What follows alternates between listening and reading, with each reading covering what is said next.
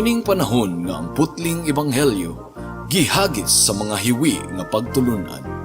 Kinahanglan mo barug ang mga tinun-an ni Kristo sa pagpakigbisog sa paglaban sa pagtuo, nga magkausa ug alang sa tanang panahong gihatag sa Dios ngadto sa iyang katawan.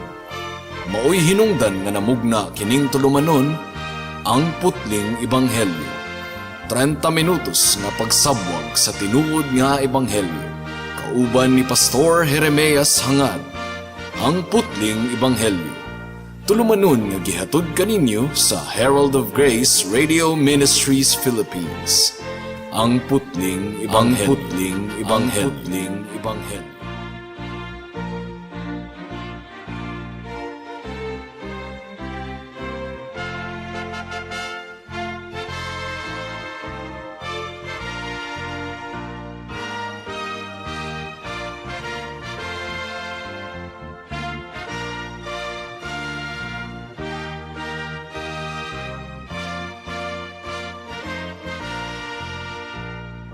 Special greetings sa mga regular nga tigpaminaw sa atong panagsibya dinhi sa kahanginan ug espesyal usab nga pagpanimbaya sa akong 95 years old nga lolo nga sa Isabelo Laure Sr. Alang sa pagpamalandong sa pulong sa Ginoo ining taknaa, please turn to Romans chapter 2 verse 17 hangtod sa verse 24. Ang giingon dinhi mga kaigsunan: apan kung ikaw nga gitawag og Hudiyo naglaom sa kasuguan ug nang hinambog sa Dios ug nasayod sa iyang kabubuton ug nagauyon sa mga maayong butang, sanglit natudluan ka sa balaod ug nagtuo ka sa imong kaugalingon nga tig-agak ka sa mga buta, usa ka suga sa mga anaa sa kangitngit, tigbadlong sa mga buang-buang, magtutudlo sa mga bata nga anaa sa kasuguan, ang pinakaunod sa kahibalo ug kamatuoran. Ikaw gayud nga nagtudlo sa uban, wala ba nimo tudloi ang imong kaugalingon? Ikaw nga nag-ingon nga ayaw panapaw, nanapaw ka ba? Ikaw nga nagdumot sa mga Dios-Dios, gikawatan mo ba ang mga templo? Ikaw nga nagpasigarbo tungod sa kasuguan, gipanamastamasan mo ba ang Dios pinaagi sa pagsupak sa kasuguan? Tungod kay ang ngalan sa Dios gibiay-biay sa mga hintil, tungod kaninyo sama sa nahasulat. May the Lord bless the proclamation of His word at this moment. So nagpadayon gihapon kita ni ini nga passage sa Book of Romans mga kaigsunan nga actually nagsugod ang tema gikan sa verse 16 sa chapter 1. Kini giingon nga tungod kay dili ko ikaulaw ang ebanghelyo, tungod kay kini ang gahom sa Dios alang sa kaluwasan sa matag tawo nga motuo, una sa Hudiyo maingon man usab sa Griego. So niini nga bersikulo mga kaigsuunan, naghisgot si Pablo mahitungod sa mahimayaong ebanghelyo sa atong Ginoong Hesukristo. Ang ebanghelyo nga mao ang gahom sa Dios ngadto sa kaluwasan sa tanang mga motuo. Ug sa verse 18, gisulti ni Pablo kanato nganong ang ebanghelyo gikinahanglan gayud kayo. It is because of the wrath of God. Ang tunglo sa Ginoo gipadayag gikan sa langit, gumikan sa sala sa mga katawhan. And then gilarawan ni Pablo sa mga misunod nga bersikulo ang pagkamakasasala sa tawo. Sa verse 21, ilang gilimod ang himaya sa Dios, ang iyang kadungganan, ang iyang splendor mga kaigsunan.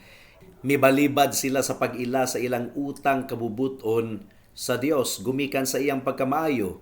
And then sa verse 23, ilang gipulihan ang kahimayaan sa Dios nga dili madunot ug imahe o larawan nga kamayong sa tawo. And then sa verse 25, ilang gipulihan ang kamatuoran sa Dios ug bakak. So gidescribe ni Apostle Paul ang universal sinfulness of man, ang pagkamakasasala sa tawo sa tibuok kalibutan. Naubasin og nangutana kakaron higala nganong si Pablo taas kayo ang bahin nga iyang gigahin aron lamang pagahisgutan ang sala. Dili lang niini nga chapter sa chapter 1, kundi sa chapter 2, chapter 3, chapter 5, chapter 6 ug chapter 7 sa Book of Romans. Sa tinuod lang mga kaigsuuna, ang sala dili gayud ni siya nindot nga topic alang sa mga katawhan. Ug mao kini ang usa sa mga hinungdan nganong ang ebanghelyo gidumtan sa mga tawo. Gumikan kay ang ebanghelyo naglangkob sa pagpasabot sa mga tawo sa pagsulti kanila nga sila makasasala og nahailalom sa paghukom sa Dios.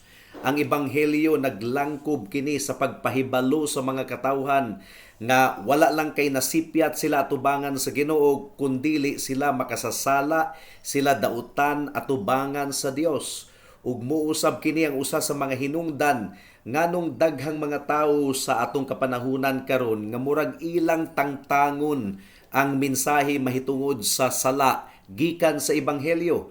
Gumikan kay nasayod sila nga ang paghisgot sa sala sa mga katawhan dulumtanan kana kanila.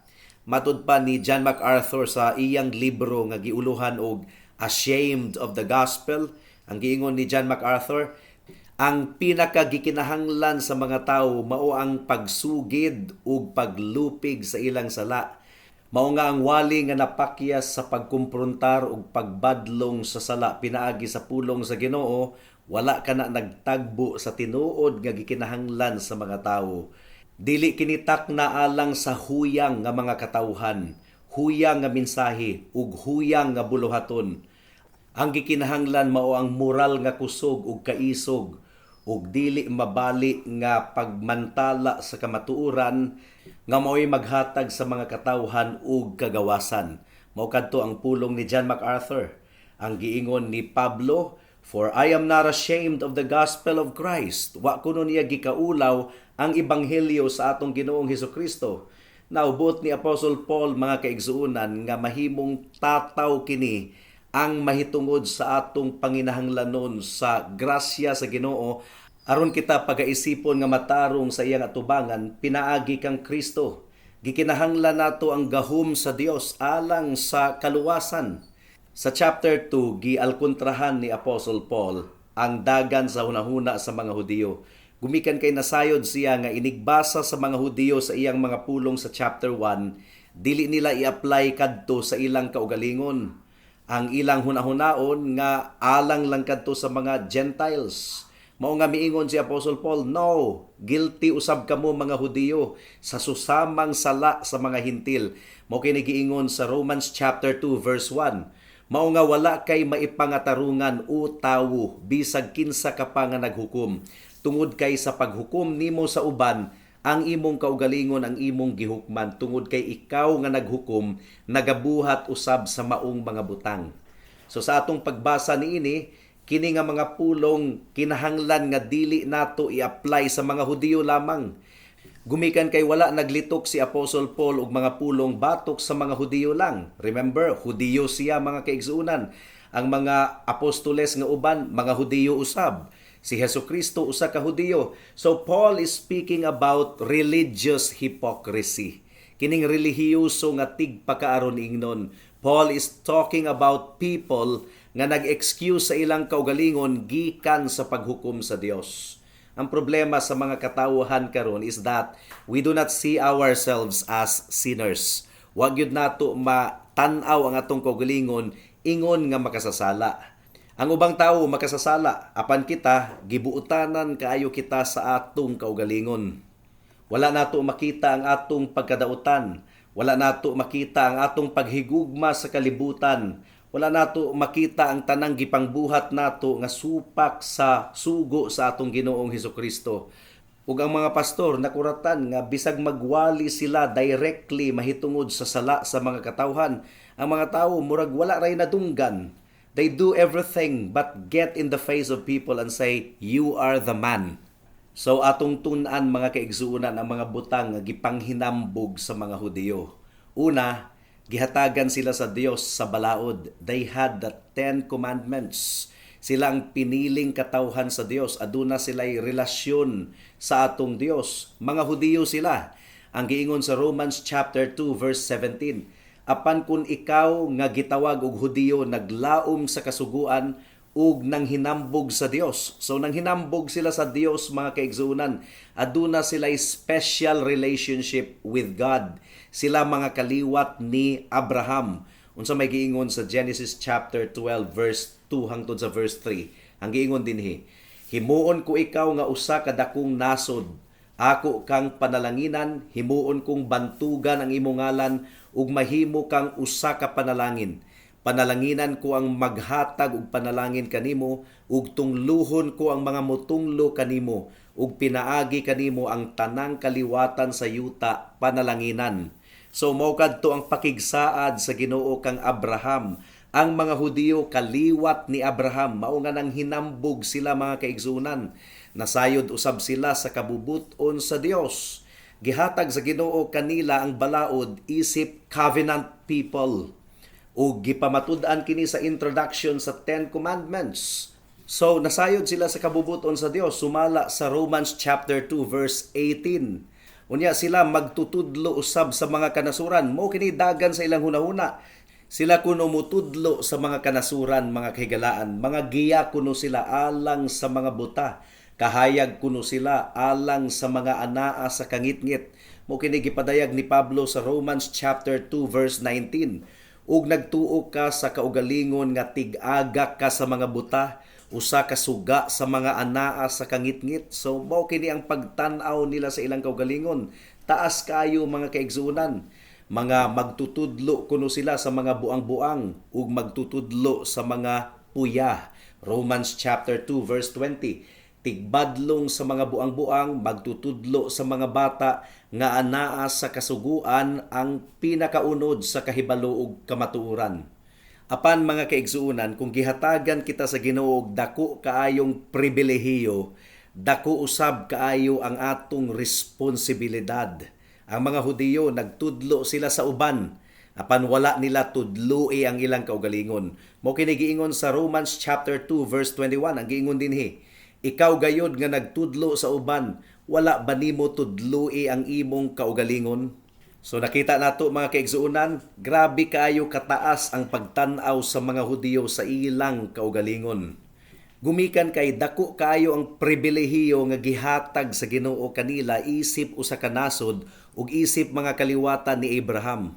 But what about us mga kaigsuunan? Di ba dako kaayo og pribilehiyo usab ang gihatag sa Ginoo sa matag usa kanato, ilabi na sa mga nakadungog sa mensahe sa ebanghelyo, example dinhi sa kahanginan. Ang mga Christians, di ba gitawag sa Ginoo out of millions of people in the world aron mahimong iyang mga katawhan? Ang giingon sa 1 Peter chapter 2 verse 9. Ang giingon dinhi, apan usa kamo kakaliwat nga pinili, usa ka harianong pagkapari, usa ka nasod nga balaan, lungsod nga gipanag-iya sa Dios, aron inyong ipadayag ang mga gamhanang butang niya nga mitawag kaninyo gikan sa kangitngit ngadto sa iyang landag kaayo nga kahayag. So di ba gipili sa Ginoo ang tanan niyang mga katawhan, iyang gisagop isip miyembro sa iyang panimalay. Ephesians chapter 1 verse 3 hangtod sa 5. Ang giingon dinhi, dalaygon kaayo ang Dios ug Amahan sa atong Ginoong Hesukristo, nga maoy nagpanalangin kanato diha kang Kristo sa matag panalangin nga espiritual sa tibuok kalangitan. Sumala sa pagpili niya kanato diha kaniya sa wala pagitukod ang kalibutan, aron mahimo kitang balaan ug walay mantsa atubangan niya diha sa gugma. Gitakda kita alang sa pagsagop aron mahimong iyang mga anak, pinaagi kang Hesukristo sumala sa pagkamaayo sa iyang kabubuton. So grabe day kayo ang privilege nga gihatag sa Ginoo sa iyang mga katawhan. Unya nagpanglihok ang Ginoo diha sa tanang mga butang alang sa ikaayo sa iyang mga katawhan. Ug di ba nagsalig lamang kita sa Ginoo alang sa iyang pagbantay kanato? Ug di ba si Kristo ang anak sa Dios, iyang gibutang ang iyang dili masukod nga gugma ngari kanato? Di ba gipadayag sa Ginoo ngari kanato ang iyang kabubuton diha sa iyang pulong? Tinuod gihatag sa Ginoo ang iyang balaod ngadto sa Israel. Apan wala niya hatagi sila og gahom aron sundon ang balaod ug matuman ang gisugo niini. But God has given us that power through Jesus Christ our Lord. And nakita nato ang tibuok nga pinadayag sa Ginoo diha sa iyang pulong, Old Testament and New Testament. Di ba gipanalanginan kita sa Ginoo og spiritual blessing aron atong masabtan ang mensahe sa ebanghelyo nga dili gayud masabtan sa mga katawhan. Ang giingon sa Mark chapter 4 verse 11 and 12, ang giingon dinhi, ug giingon niya kanila, kaniniyo gihatag ang misteryo sa gingharian sa Dios. Apan kanila nga anaa sa gawas, ang tanang mga butang gibuhat sa mga sambingay, aron sa ilang pagtan-aw dili sila makakita, ug sa pagpaminaw dili sila makasabot, basin ug mubalik sila sa Ginoo ug mapasaylo. Ug ang giingon sa 1 Corinthians chapter 2 verse 16, tungod kay kinsa ang nasayod sa hunahuna sa Ginoo, aron tudluan niya siya, apan anaa kanamo ang hunahuna ni Kristo. Meaning to say, gihatagan kita og pribilehiyo sa Ginoo aron atong masabtan ang iyang kabubuton. Matthew chapter 11 verse 25 and 26, ang giingon dinhi, niadtong taknaa gisulti ni Jesus, gipasalamatan ko ikaw amahan, Dios sa langit ug yuta, tungod kay gitago nimo kining mga butanga sa mga manggialamon ug mga utukan, ug gipadayag nimo sa mga puya. Oo amahan, tungod kay maukadto ang kabubuton nimo nga puno sa panalangin. So daghan kaayo og mga magwawali niining atong panahon karon, ug bisan pa kining programa dinhi sa kahanginan ang Putling Ebanghelyo, usa kini sa mga panalangin nga gihatag sa Ginoo sa mga katawhan aron dili magpabiling ignorante sa mensahe sa ebanghelyo. Kinahanglang atong buhaton ang pagpanangyaw gumikan kay gisugo sa Ginoo ang iyang iglesia sa pagbuhat niini. Matthew chapter 28 verse 19 and 20, ang giingon dinhi, mao nga sa pagpanglakaw ninyo himuan ninyong mga tinun-an ang tanang mga kanasuran, bautismuhin ninyo sila sa ngalan sa Amahan ug sa Anak ug sa Espiritu Santo, ug tudloi sila nga sundon ang tanang mga butang nga gisugo nako kaninyo, ug ania kauban ninyo ako kanunay hangtod sa katapusan sa panahon. And daghan kayong mga katawhan nga imbis nga grateful sila sa spiritual nga panalangin nga gihatag sa Ginoo kanila, nahimo naman hinuong object sa ilang pagpanghinambog ang theology, ang doctrine mga kaigsuunan. Ang Reformed theology sa atong kapanahunan karon nahimo naman hinuong hinungdan nga nang hinambog ang mga tawo. So daghan kayong spiritual blessing nga gihatag sa Ginoo sa atong panahon karon. But listen carefully sa paghukom sa Ginoo sa mga Hudiyo. They were given so much privilege nga ila ganing gipanghinambog kadto nga pribilehiyo. They boasted in the law, pero wa nila tumana ang balaod. Nagtudlo sila sa uban, pero wa nila tudloi ang ilang kaugalingon. Ug gihisgutan ni Pablo ang mga specific nga sugo nga gisupak sa mga Hudiyo. For example, ang ikawalo nga sugo, ayaw pangawat. Guilty ang mga Hudiyo sa pagpangawat. Ang giingon sa verse 21 sa Romans chapter 2, ikaw lagi nga nagtudlo sa uban, dili mo ba tudluan ang imong kaugalingon? Ikaw nga nagtudlo sa tawo nga dili mangawat, nangawat ka ba? So basin og ang ilang pagpangawat, dili dayag sa mga katawhan, sekreto lang, pero gi-expose sila ni Apostle Paul. They were guilty of robbing God of all that He requires. Ang giingon sa Romans 3:23, for all have sinned and come short of the glory of God. Ang tanan nakasala ug nakabsan sa himaya sa Dios. Sayon ra kayo alang sa mga Hudiyo ang paghukom sa mga katawhan sa ilang palibot, pero sila mismo wa nila makita ang gingharian sa Dios. Wa nila makita ang kahimayaan sa Dios, gumikan kay ilang gisupak ang balaod sa Dios. Another example, ang ikapito nga sugo, ayaw pagpanapaw. Ang giingon diri sa verse 22, ikaw nga nag-ingon nga ayaw panapaw, nanapaw ka ba? So, guilty sila sa kaulag sa kinasuluran sa ilang kasing-kasing. Ug labaw sa tanan, guilty sila sa ilang pagkadili matinud-anon sa Dios. Ang tawag sa Ginoo kanila, dautan and adulterous, tigpanapaw nga kaliwatan. Ang giingon ni Matthew Henry, such the generation of mankind is, gone a-whoring from God, in the impure embraces of the world and the flesh, lying in wickedness. Maukuno kini ang mga katawhan sa tibuok kalibutan, nanapaw imbis nga matinud-anon sa Dios, nangalagad sa sala, nangalagad kang Satanas. Ang una ug ang ikaduhang sugo mga kaigsunan gihisgutan sa verse 22 sa Romans chapter 2. Ikaw nga nagdumot sa mga Dios-Dios, gikawatan ba nimo ang mga templo? So ilang kipanghinambog nga sila mga katawhan sa Dios, and yet they were idolaters. Nagsimba sila sa mga Dios-Dios. They did not devote their all to God. Wa nila gihalad ang ilang kinatibuk-an ngadto sa Dios. Ang atong Ginoo balaan nga Dios ug ang tanang gihalad kaniya kinahanglan nga ihalad lamang kaniya, i-dedicate lamang kaniya. Leviticus chapter 27 verse 28 ang giingon dinhi, matag butang nga gilain ingon nga halad balaan alang sa Ginoo. So ang mga Hudiyo miangkon nga devoted kuno sila sa Dios, and yet ang ilang kasing-kasing mga kahigalaan na in love kaayo, nahigugma kaayo sa mga butang niining kalibutana.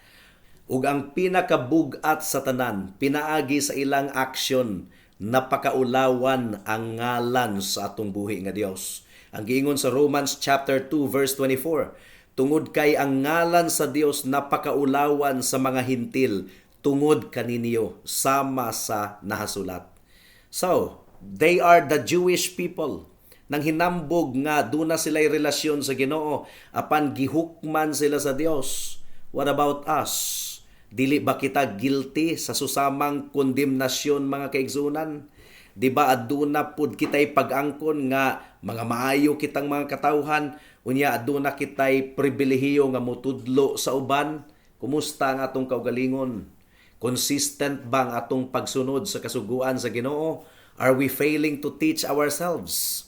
Diba, giklaim sa mga katawhan nga devoted kuno sila sa Ginoo. But what about our hearts? Ang atong kasing-kasing ba nahigugma bagayod sa Dios?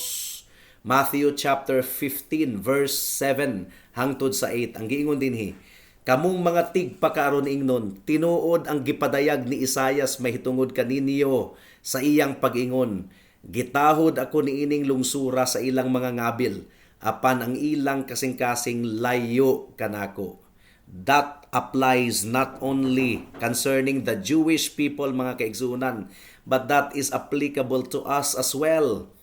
Dali ra kaayong ipanghinambog nga gituman nato ang mga gaan-gaan nga bahin sa balaod, samtang atong gitabunan ang mga bugat nga bahin sa balaod nga atong gisupak. Most of the time, mibalibad kita sa pagtanaw sa tinuod natong kahimtang. So wala gayud di ay kitay kalainan sa mga Hudiyo mga kaigsunan. Romans chapter 2 verse 3 ang giingon dinhi, "O gituuhan mo ba kini o tawo nga naghukom sa mga nagabuhat sa maong mga butang ug mauman usab ang ginabuhat nimo nga makaikiyas ka sa paghukom sa Dios?" Nasayod kita sa pulong sa Ginoo. Nasayod kita sa gisugo sa Ginoo mahitungod sa kinaiyahan sa iyang mga tinun-an. Kumusta ang atong kinabuhi mga kaigsuonan? Gitudluan ba nato ang atong kaugalingon? Istrikto kaayo ang requirement sa Ginoo sa tanang mga Kristohanon, sa tanang mga nagprofess nga mga magtutuo kaniya. Di ba dali ra kaayo alang kanato nga hatagan og excuse ang atong kaugalingon? Atong gi-justify ang atong pagkadili matinud-anon sa Dios, samtang atong gihukman ang pagkadili matinud-anon sa kalibutan. Paminaw nato ang mga pulong sa Ginoo sa Matthew chapter 6 verse 33. Ang giingon dinhi, apan unahan ninyo pagpangita ang iyang gingharian ug ang iyang pagkamatarong ug kining tanang mga butanga iya rang igadugang kaninyo.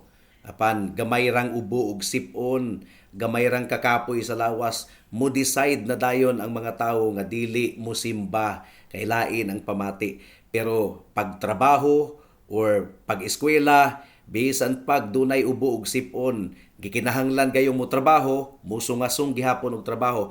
Pero pag abot sa simba, gamay ra nga gibati, decide dayon nga dili mo simba. Ang buot ipasabot, mas importante pa alang sa mga katawhan ang mga butang niining kalibutan na kaysa sa pagsimba sa Dios.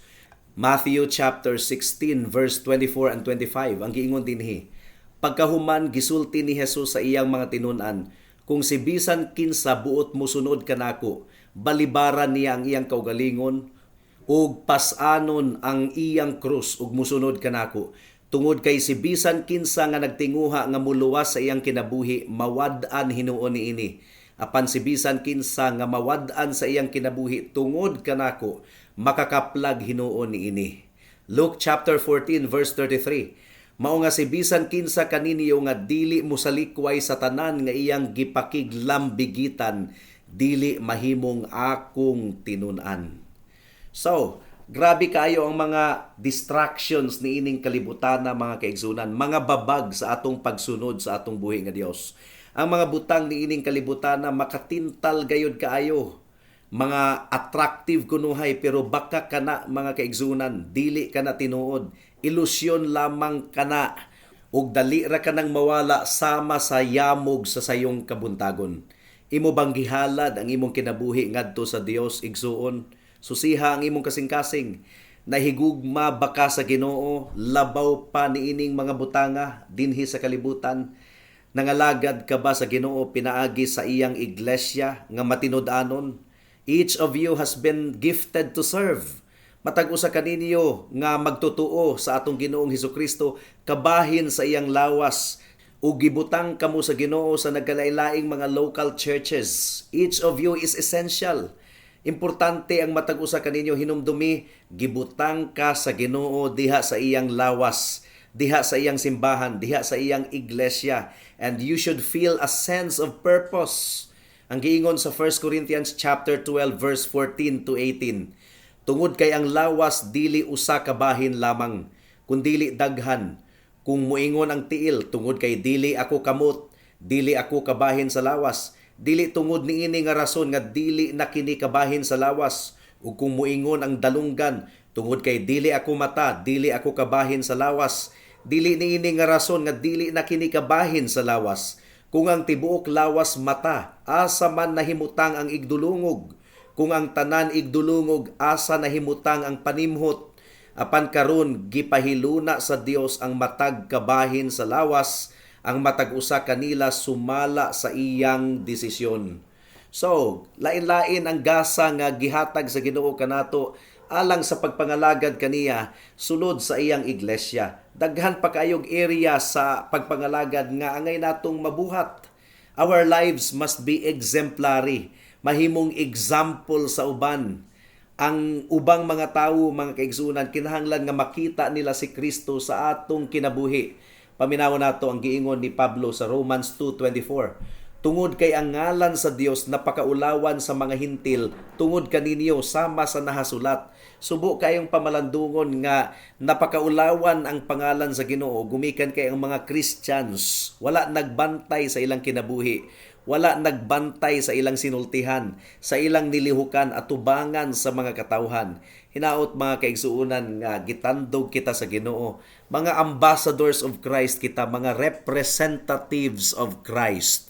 Kinahanglan nga ma-represent nato ang atong Ginoong Hesukristo ug matarong at tubangan sa kalibutan. Gumikan kay gibutang kita sa Ginoo dinhi ingon nga mga asin ug kahayag sa kalibutan. Ang giingon sa Matthew chapter 5 verse 16, "Let your light so shine before men, that they may see your good works and glorify your Father which is in heaven." So hinaot nga pinaagi sa atong kinabuhi, mapamatud-an nga kita mga tinun-an gayod sa atong Ginoong Hesukristo, gumikan kay naglakaw kita diha sa gugma, naglakaw kita diha sa pagkabalaan, naglakaw kita nga adunay pagpasakop sa kabubuton sa Dios. Mao kini ilhanan sa tinuod nga Kristohanon ug sa dili tinuod nga Kristohanon. Ang dili tinuod nga Kristohanon sumala sa Romans 8:7, "The carnal mind is hostile against God." Nagdumot batok sa Dios. Tungod kay dili kini magpailalom sa kabubuton sa Ginoo. That's the carnal mind. Ang opposite ni ana mga kaigsunan, ang tinuod nga mga Kristohanon, ang tinuod nga mga born again, nagpasakop sa kabubuton sa Ginoo. Kay nga naman, ang kaluwasan nga gihatag sa Ginoo nga libre adunay kalakip nga kabaguuhan sa kasing-kasing. If anyone is in Christ, he is a new creation. Ang sala kaniadto nga iyang gihigugma, karon iya nang gidumtan. In other words, adunay kabag-uhan sa iyang kasing-kasing. Nakita ba kini sa imong kinabuhi higala? Kung wala pa, Ilalom pagihapon ikaw sa sala, kinahanglan nga mo hinulsol ka sa imong sala, mudangup ka kang Kristo, ug imo siyang tuuhan lamang ingon nga imong bugtong Dios ug manluluwas. Ug pangayua sa Ginoo ang bag-o nga kinabuhi, bag-o nga kasing-kasing. Ang the good news is this: si bisan kinsa nga moduol kaniya, dili gayud niya isalikway. Busa dangup kang Kristo higala karon dayon, kay basin ug ugma ulahi na ang tanan. Amen.